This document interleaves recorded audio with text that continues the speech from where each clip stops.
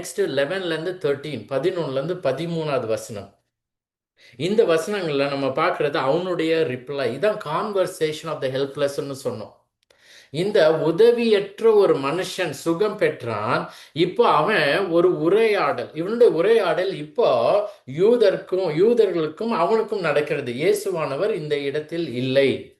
இப்ப பாருங்க 11ல இருந்து 13. அவன் அவளுக்கு பிரதி உத்தரமாக, என்னை சொஸ்தமாக்கினவர் உன் படுக்கையை எடுத்துக்கொண்டு நட என்றார். அதனால நான் என்ன பண்ணேன் பாருங்க. அதற்கு அவர்கள், உன் படுக்கையை எடுத்துக்கொண்டு நடவென்று உன்னுடனே சொன்ன மனுஷன் யார் என்று அவனிடத்தில் கேட்டார்கள். சொஸ்தமாக்கப்பட்டவன் அவர் இன்னார் என்று அறியவில்லை. அவ்விடத்தில் ஜனங்கள் கூட்டமாய் இருந்தபடியினால் இயேசு விலகி இருந்தார். இப்ப இதுல பாக்குறது நம்ம என்ன பார்க்கிறோம்னா, முதலாவது அவனுடைய நெக்லிஜென்ஸ், அறியாமை, இக்னோரன்ஸ் நம்ம சொல்றோம்ல, அது பாருங்க. முதலாவது காரியம் நம்ம பார்க்கிறது, இந்த மனுஷனுக்கு யார் தன்னை சொஸ்தமாக்கினார் என்று தெரியவில்லை. ரெண்டு காரியங்கள் இந்த வசனங்கள்ல பார்க்கலாம். ஒன்று பாராட்டத்தக்க காரியம், ஒன்று வருத்தப்படக்கூட காரியம். One, we can be very happy, appreciative of it. One வந்து we have to criticize it. முதலாவது அவன் சொல்றது, அவனுக்கு பிரதி உத்தரமாக அவன் சொல்றது, என்னை சொஸ்தமாக்கினவர் உன் படுக்கையை எடுத்துக்கொண்டு நடவென்று எனக்கு சொன்னார் என்றான். அவன் பாருங்க, இந்த யூத மத தலைவர்களை குறித்து அவனுக்கு பயம் இல்லை. அவங்க வந்து சொல்றாங்க, இது நியாயம் அல்ல, நீ உன் படுக்கையை எடுத்துக்கொண்டது நியாயம் அல்லன்னு சொல்றப்போ, இது எல்லாரும் யூதர்கள் வந்து சொல்றப்ப அவன் மனதுல என்ன தோன்றிருக்கலாம், ஐயோ எனக்கு யாரு என்னை சொச்சமாக்கினான்னு தெரியாது, இவங்களோட தான் நான் வாழ போறேன், நாளைக்கு நான் வந்து தேவாலயத்துக்கு போகணும், இல்லை இந்த மக்களோடு நான் வாழணும்னா அவர்களுடைய அந்த ஒரு ஃப்ரெண்ட்ஷிப் எனக்கு வேணும், நான் வந்து அவங்கள அப்செட் பண்ணிட்டேன்னா நாளைக்கு இந்த இடத்துல இருந்தே என்னை துரத்திடுவாங்களே, நாளைக்கு வந்து தேவாலயத்துக்கு போக முடியாதேன்னு கூட யோசிச்சிருக்கலாம். ஆனா இந்த மனுஷன் அவளுக்கு பயப்படாமல் he defended himself. அவன் காரணம் சொல்றான், எதனால நான் படுக்கையை எடுத்துக்கொண்டு நடக்கிறேன், நானாவே யோசிச்சு செஞ்சேனா, இல்லை யாராவது எங்களுக்கு சொன்னாங்களா பக்கத்துல இருந்தவங்க அப்படின்றதுக்காக அவன் தைரியமாய் சொல்லுகிறான். அவன் அவங்ககிட்ட மன்னிப்பு கேட்கவில்லை, மன்னிச்சுக்கோங்க நான் தெரியாம செஞ்சுட்டேன்னு சொல்லி மன்னிப்பு கேட்கல, ஆர்கியூவும் பண்ணல. அது எப்படிங்க, உங்களுடைய ட்ரெடிஷன் மரபுபடி தானே நான் வந்து மீறிட்டேன்னு சொல்றேங்க, பழைய ஏற்பாடுலைங்க காமிங்க பார்ப்போம் வசனங்கள்னு சொல்ல. அவன் சொன்ன காரியம், we have to be appreciative. அவன் சொன்னது, எதனால் யார் என்னை சொஸ்தமாக்கினாரோ அவர் என்னிட்ட சொன்னது, உன் படுக்கையை எடுத்துக்கொண்டு நடவென்று சொன்னார் என்றான். அது வந்துட்டு நம்ம வந்து பாராட்டத்தக்க காரியம். ஆனா அதே சமயத்துல வருத்தப்படத்தக்கதான காரியமும் இதுதான். அவங்க கேட்கிறப்போ அவன் சொன்னது, அதாவது அதுல நம்ம பார்க்கறது, யார் அவனுக்கு சுகம் கொடுத்ததுன்னு கூட தெரியாம இருந்தான் அந்த மனுஷன். நல்லா யோசிச்சு பாருங்க. இது நம்ம ஒரு சிம்பிள் ஸ்டேட்மெண்டா இருக்கலாம். ஆனா 38 வருஷ காலமாய், பல வருஷம், நீண்ட காலமாய் இந்த மனுஷன் தன்னால எதுவுமே செய்ய முடியாத நிலையில இருந்தான். ஒரு சப்பானியாக இருந்தான், சோம்பின உருப்படையனா இருந்தான். அப்படிப்பட்ட ஒருவனுக்கு ஒருத்தர் சுகம் கொடுத்தார். அந்த சுகம் வந்து ஒரு மெடிசன்னால கொடுக்கல, மருந்து கொடுக்கல, over the period of time கொடுக்கல. அவர் சொன்னார், அவர் வாயினால சொன்னார், அதுலயே அவன் சுகம் பெற்றான். இயேசு அவனை தொடக்கூட இல்லை, எழுந்திரு அப்படின்னு சொன்னார், உன் படுக்கையை எடுத்துக்கொண்டு நடன்னு சொன்னார், get up, take up your bed and வாக்னு சொன்னார். அவர் வாயில சொன்னார், நடந்தது அந்த அற்புதம். அவன் எழுந்தான், படுக்கை எடுத்துக்கொண்டு போனான். அப்படிப்பட்ட ஒரு மனுஷன் 38 வருஷம் காலமாய் கஷ்டப்பட்ட மனுஷன். அட்லீஸ்ட் உங்க பேர் என்னன்னு கேட்டுக்கலாம் இல்லையா? அவர் யாருன்னு கூட தெரிஞ்சிருக்கலாம் இல்லையா? ஆனா அந்த மனுஷன் அதை பத்தி ஒரு கேர் கூட இல்லை. எனக்கு சுகம் கிடைச்சிருச்சு, நான் இந்த இடத்த விட்டு போக போறேன், அவ்வளவுதான் அப்படின்னு சொல்லி இந்த மனுஷன் யார் என்றே தெரியாமல் இருந்தான். பாருங்க, லூக்கா 17வது அதிகாரத்துல போய் பார்த்தீங்கன்னா அங்க 10 குஷ்டரோகிகள் கதை இருக்கும். அதுல 9 பேருக்கு அவங்க போகும் வழியில சுகம் கிடைத்ததுன்னு பார்க்கிறோம். 10 பேருக்கும் கிடைத்தது. 9 பேர் திரும்பி வரவே இல்லை. இயேசுவானவர் கேட்கிறார். அந்த சமாரியன் ஆகிய இந்த குஷ்டரோகி திரும்பி வந்து இயேசுவுக்கு நன்றி செலுத்துறப்போ 10 பேர் உங்க எல்லாருக்கும் சுகம் கிடைத்தது, 9 பேர் எங்கன்னு கேட்கிறார். அந்த மாதிரி இந்த மனுஷன் நன்றி செலுத்தாமல் இருந்திருந்தாலும் அட்லீஸ்ட் எனக்கு சுகம் கொடுத்தீங்களே, நீங்க யார், உங்க பேர் என்ன, எந்த ஊர், யார் நீங்க, எதனால இவ்வளோ பேர் அநேகம் பேர் படுத்திருக்கிறாங்களே, எதற்காக என்ன போய் என்கிட்ட வந்து நீ சொஸ்தமாகணுமான்னு கேட்டீங்க, எதற்காக எனக்கு இந்த சுகத்தை கொடுத்தீங்கன்னு கேட்டிருக்கலாம் இல்லையா? பட் இந்த மனுஷன் இது ஒரு ஒரு வருத்தமான காரியம். நிறைய நேரத்துல பாத்தீங்கன்னா நம்ம தேவனிடத்துல போறோம், பலவிதமான காரியங்களையும் கேட்கிறோம். ஆனா பாருங்க, அந்த ஆசீர்வாதங்களை தேவன் நமக்கு கொடுத்து விட்டார்னா தேவனை மறந்து விடுகிறோம். அவர் இடத்துல போய் நன்றி செலுத்துறது இல்லை, அவரை பற்றி நான் இன்னும் தெரிந்து கொள்ளணும் என்று விரும்புகிறது இல்லை. அதே மாதிரிதான் பல விதமான மக்களும் ஆசீர்வாதங்களை நோக்கி போகிறார்கள், ஆனால் ஆசீர்வதிப்பவர் யாருன்னு தெரியாம இருக்காங்க.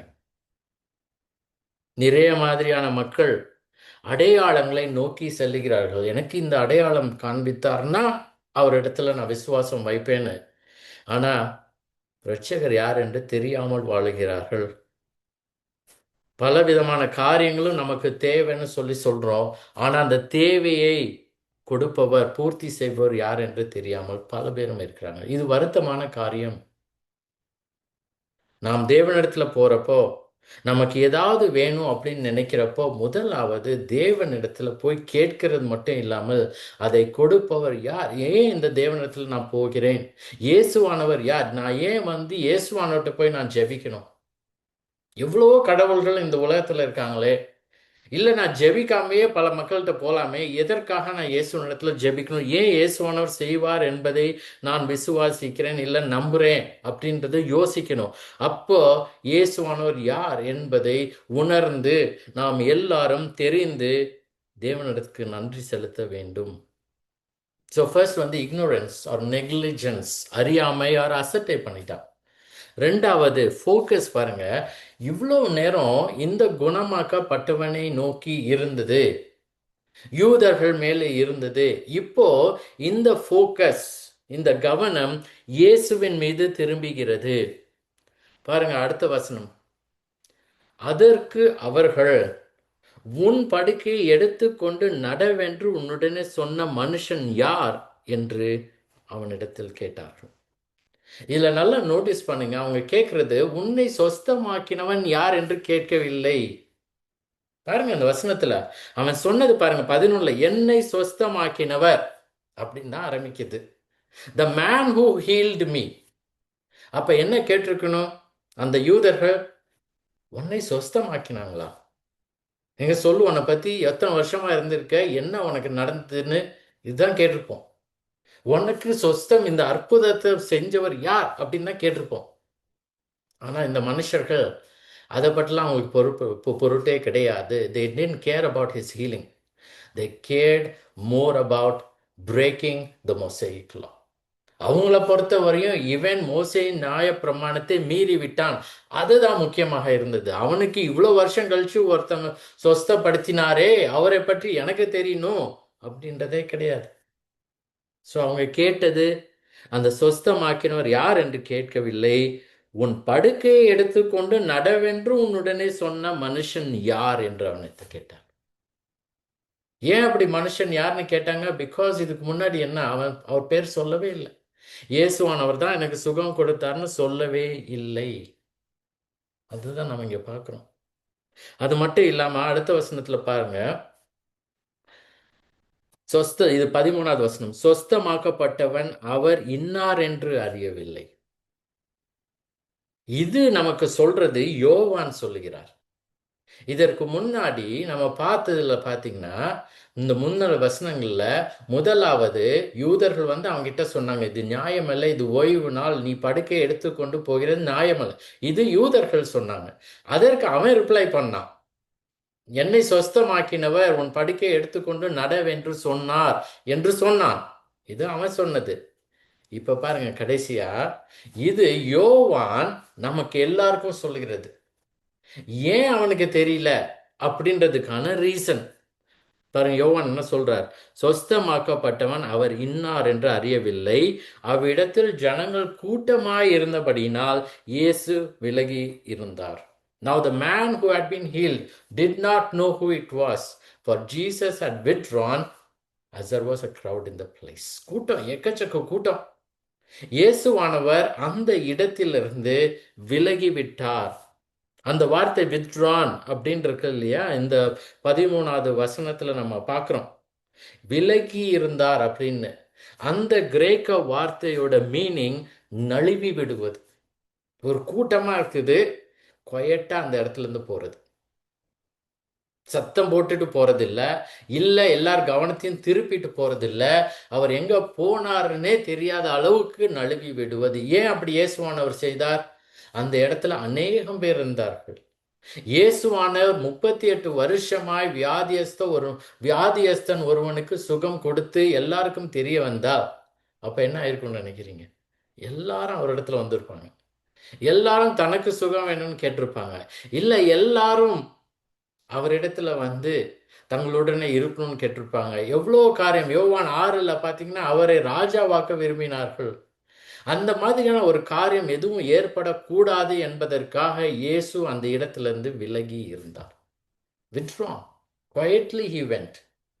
ஏன்னா அவர் வந்த காரியம் இந்த ஒரு மனுஷனை மீட் பண்றதுக்காக. ஒரே ஒரு மனுஷன் பாருங்க, அவன் பேர் கூட தெரியல, பிரபலமான மனுஷன் இல்ல, நல்ல சுகத்தோடு இருந்த மனுஷன் இல்ல, நல்ல பணக்கார மனுஷன் இல்ல, ஒரு சாதாரண பிச்சைக்காரன். அவனுக்காக அவர் வந்தார். வந்து அவனுக்கு சுகம் கொடுத்தார், அவனிடத்துல தான் பேசினார். இப்போ இந்த மனுஷனோ இதெல்லாம் நினைவு கூறாமல் அவன் தெரியாமலே இருந்தான், யாரு தனக்கு சுகம் கொடுத்தது அப்படின்னு. இப்போ நம்ம அடுத்தது பார்க்கிறது இந்த 14வது வசனம். அதற்கு பின்பு இயேசு அவனை தேவ ஆலயத்திலே கண்டு, இதோ நீ சொஸ்தமானாய், அதிக கேடானதொன்றும் உனக்கு வராதபடி இனி பாவம் செய்யாதே என்றார். பாருங்க, இங்க நம்ம பார்க்கிறது இந்த 14வது வசனத்துல இந்த மனுஷனுக்கு தெரியவில்லைன்னு யோவான் எழுதிவிட்டார். தன்னை சொஸ்தமாக்கினவர் யார் என்று தெரியவில்லை. ஏனென்றால் இயேசுவானவர் அவ்விடத்தில் ஜனங்கள் கூட்டமாய் இருந்தபடியினாலே இயேசு விலகி இருந்தார்னு சொல்லி நடுவில் ஒரு கமெண்ட் போட்டார். இது நமக்கு புரியறதுக்காக, இந்த மனுஷனுக்கு தெரியாதுப்பா, படிக்கிற எல்லாருக்கும் நம்ம எல்லாருக்கும் தெரியணுன்றது இந்த மனுஷனுக்கு தெரியாது, அதனால தான் அவன் பேர் சொல்லல. இப்போ இயேசுவானவர் திரும்பி வருகிறார், இந்த மனிதனிடமே திரும்பி வருகிறார் 2வது முறை. அவனுக்கு முதலாவது சொஸ்தமாக்கினார், அவனிடத்துல போனார், கேட்டார். அதுக்கப்புறம் பாருங்க, இப்போ இந்த வசனத்துல 14வது வசனத்துல அதற்கு பின்பு இயேசு அவனை தேவ ஆலயத்திலே கண்டுன.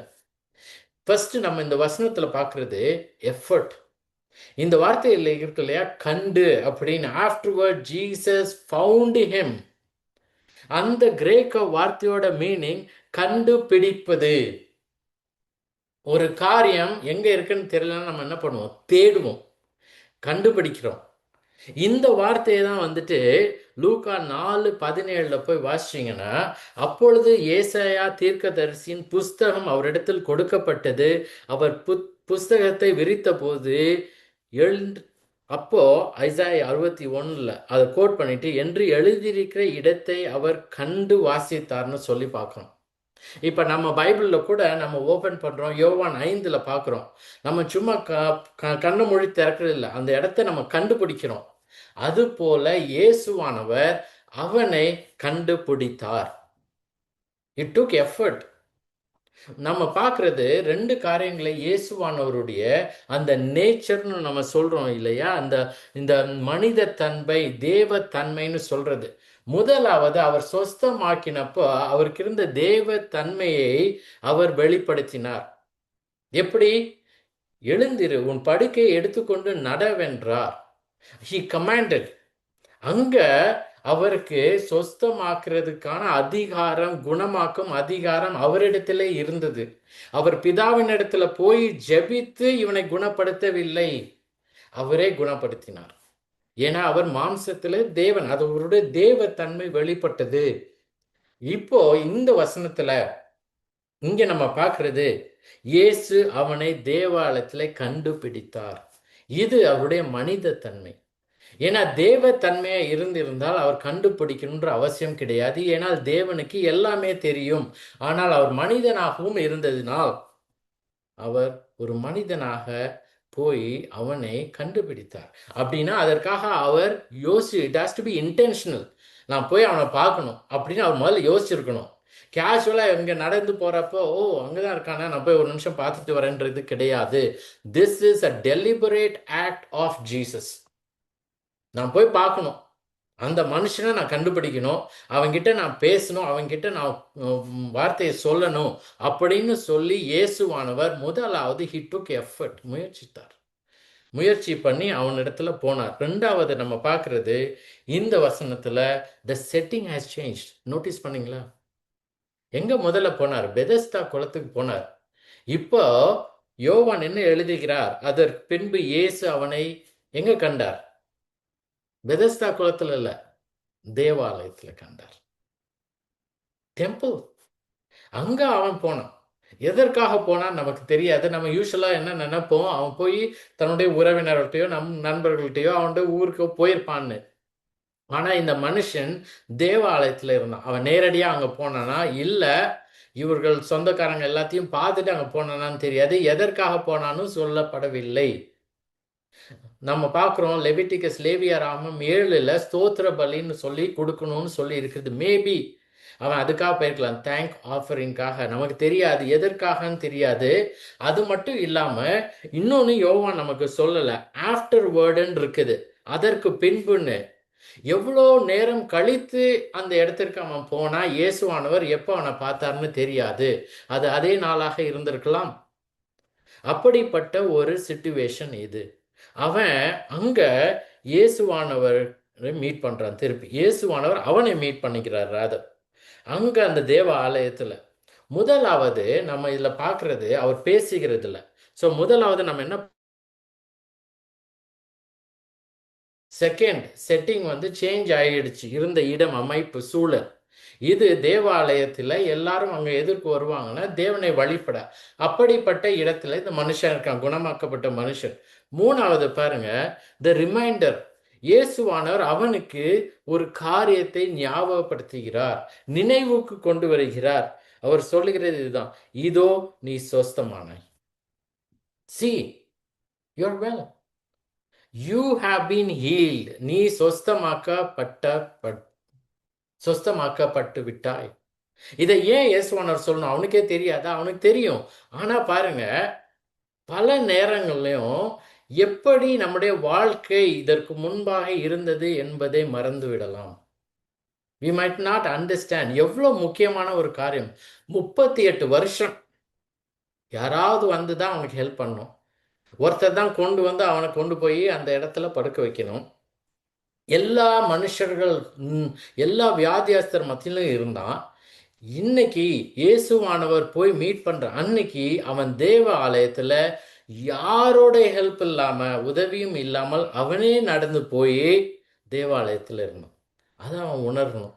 அது மட்டும் இல்லாம 38 வருஷமா அவன் வியாதிப்பட்டு இருந்து படுத்த படுக்கையா இருந்தானா தேவாலயத்துக்கே போயிருக்க மாட்டான். 38 வருஷமா, 38 years he would not have gone to the temple.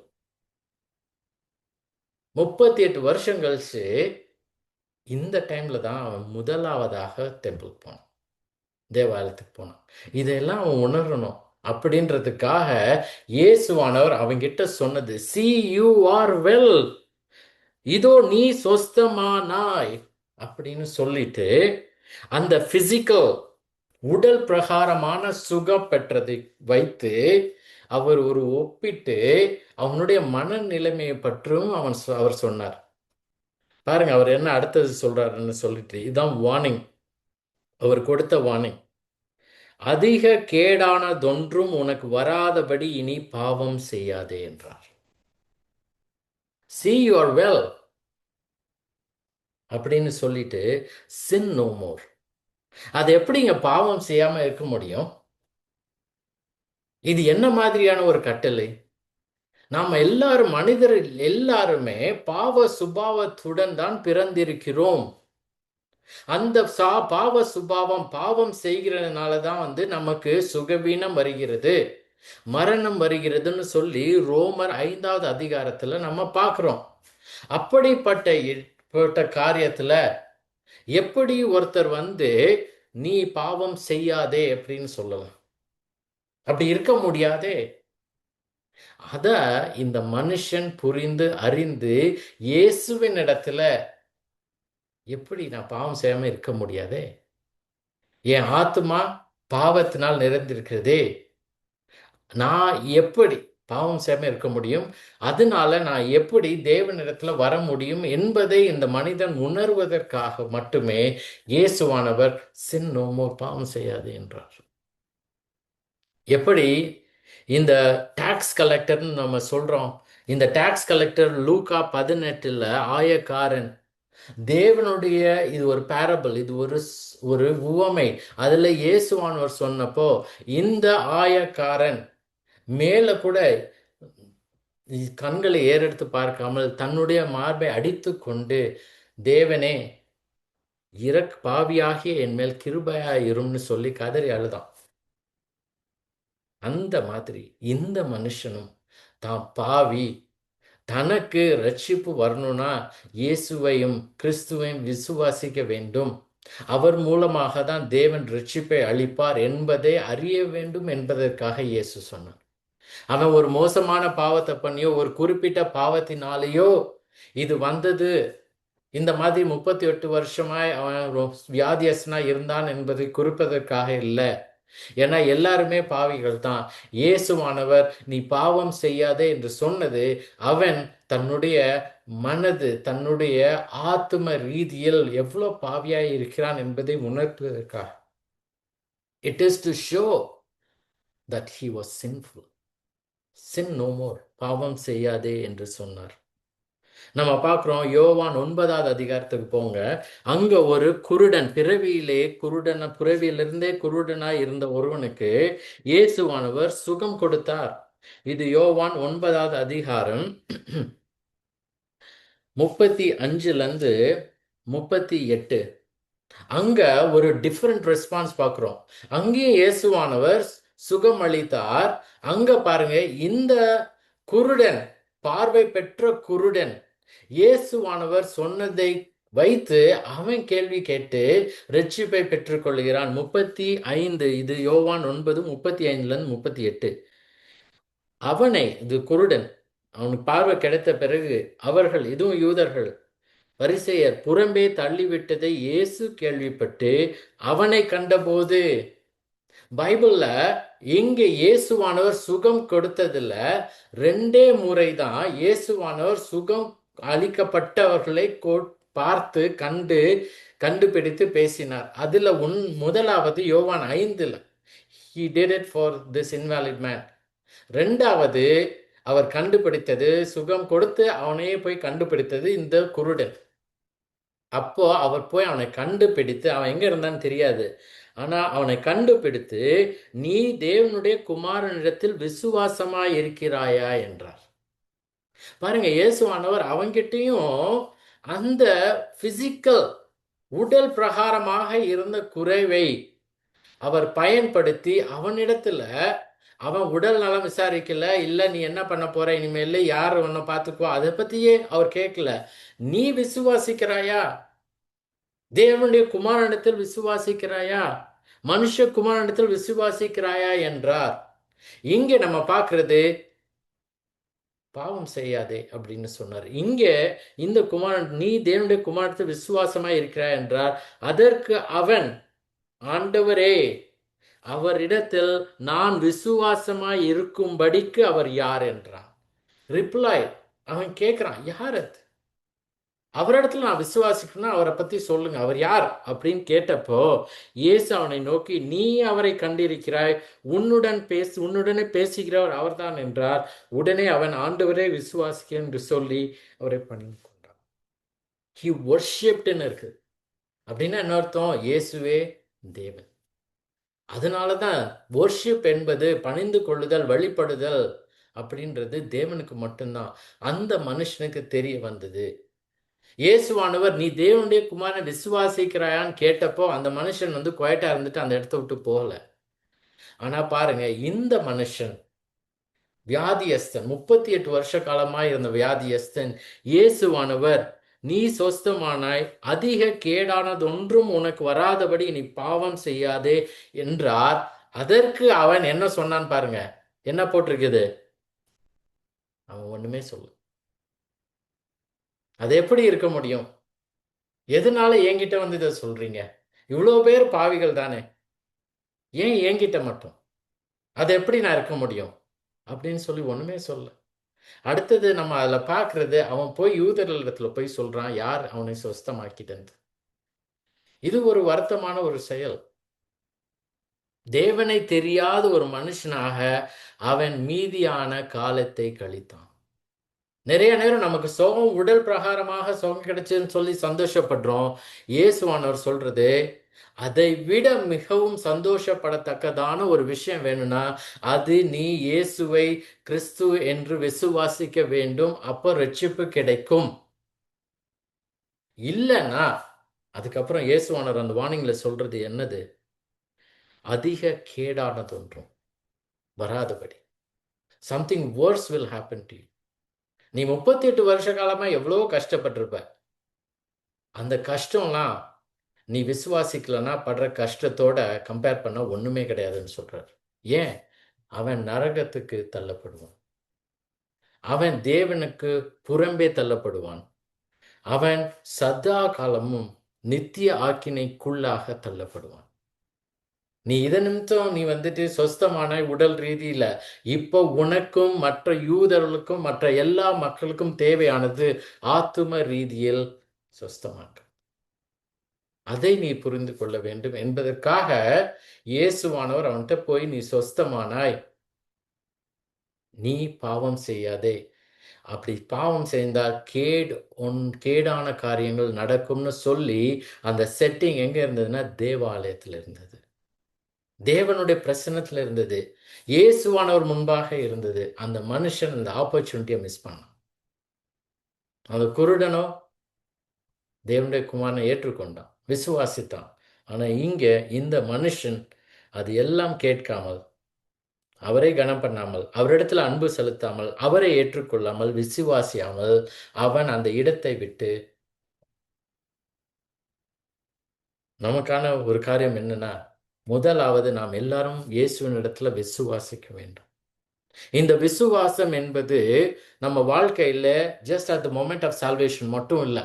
எப்போ ரட்சிப்பு என்பது நமக்கு கிடைத்ததோ அப்போ மட்டும் இல்லை, எவ்ரி சிங்கிள் டே நாம் தேவனை, இயேசுவை விசுவாசிக்க வேண்டும். Because salvation is for ever.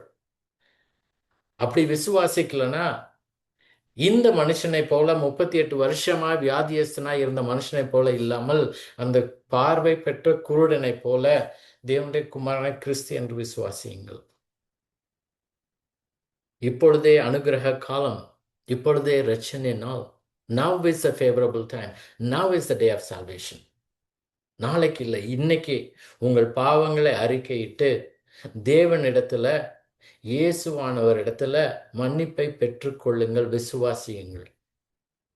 இப்ப கிறிஸ்தவர்களாகிய நமக்கு இதுல இருந்து நமக்கான பாடம் என்னன்னா, தேவனை இன்னும் அதிகமாக அறியுங்கள். இயேசுவை இன்னும் அதிகமாக அறிய அந்த தாகத்துடன் இருங்கள். Have the thirst to know Christ. இன்னும் அதிகமாக நான் தெரிஞ்சுக்கணும், இன்னும் அதிகமாக அவர் மேல அன்பு கூறணும், இன்னும் அதிகமாக அவரை கனம் பண்ணணும், இன்னும் அதிகமாக அவரை மகிமைப்படுத்தணும். இன்னும் அதிகமாக அவருக்கு நன்றி செலுத்தணும் என்பதை மனதில் வைத்து வாழுங்க. ஜெபிக்கலாமா? அன்பின் ஆண்டவரே, எங்களுக்கு இந்த வசனங்கள் மூலமாக நீர் எங்கள் இடத்துல ஆண்டவரே பேசுவதற்காக உமக்கு நன்றி ஆண்டவரே. நாங்களும் பல நேரங்களும் போல ஆண்டவரே, இந்த குருடனை போல, இந்த வியாதியஸ்தனை போல ஆண்டவரே, உம்மை இன்னும் அதிகமாக அறியாமல், இன்னும் அறியாமலே கூட சில பேர் வாழ்றாங்க ஆண்டவரே. அவங்களுக்காக ஜெபிக்கிறோம். அவங்கள இடத்துல நீங்க பேசுங்க ஆண்டவரே. உம்மை வெளிப்படுத்துங்க. உம்முடைய குமாரனை வெளிப்படுத்துங்க. அதன் மூலமாக அவர்கள் இயேசுவை அறிந்து கொள்ளவும், ஆத்தும ரீதியில் சுகம் பெறவும், இரட்சிப்பை பெற்றுக்கொள்ளும் நீர் கிருபை செய்தலும், எங்களை எங்கள் குடும்பங்களிலும் மற்ற இடங்களிலும் மிஷனரியாக பயன்படுத்துங்க. உம்மை பற்றி எடுத்து கூறவும், மற்றவர்களை உம்மிடத்துல கொண்டு வர நீர் கிருபை செய்தலும், நாங்களும் அதிகமாய் உமக்கு நன்றியுள்ள மக்களாக வாழவும், உம்மை அறிந்து கொள்ளவும், உமக்கென்று ஜீவிக்கவும் நீர் கிருபை செய்தலும் இயேசுவின் மூலம் ஜெபிக்கிறோம் பிதாவே. ஆமென்.